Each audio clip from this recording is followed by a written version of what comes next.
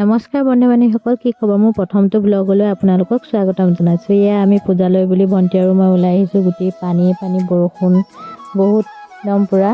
এয়া আহি আছোঁ। স্কুটিখনত তেল কম দেখি এয়া বোলো তেল অলপ ভৰাই লওঁ, তেতিয়াহে আমি আৰু পূজা চাব পাৰিম। এয়া তেল ভৰাই লৈছোঁ।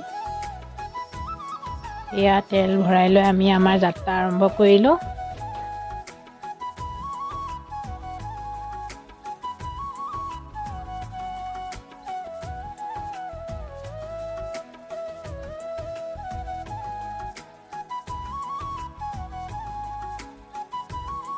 একোদিনে ৰাইজ আমাক ৰাস্তাতে দবা পিটা বৰষুণে পালে। যেন তেনে তিতি বুৰি আহি এয়া পাইছোঁহি। ভণ্টি এয়া গৈ আছে পূৰা। ভণ্টিক কৈছোঁ মোকো বনাই দে আকৌ।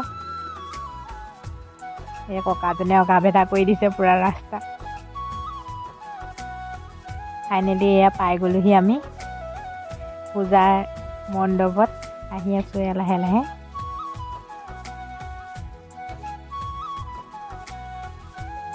এয়া আমাৰ পূজা মণ্ডপ ভাগ দেখি ৰখিবই নোৱাৰিলোঁ, ফটো দুকপিমান মাৰি ল'লোঁ। মণ্ডপৰ ভিতৰত সোমাওঁতে ভিডিঅ' কৰা নহ'ল আৰু ইমান ভিৰ, বৰষুণ জাকো সেইটো টাইমত এৰি দিলে যে ভিৰৰ জহত ভিডিঅ'ই নকৰিলোঁ।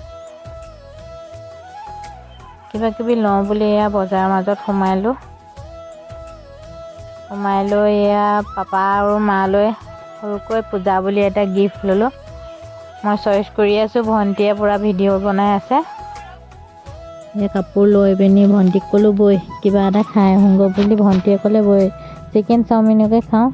এয়া ফাইনেলি চাওমিন এয়া মুখৰ আগত দেখি ৰখিয়ে থাকিব পৰা নাই। খাই আহি মেলি এয়া ঘৰলৈ বুলি কিবা এটা লওঁ।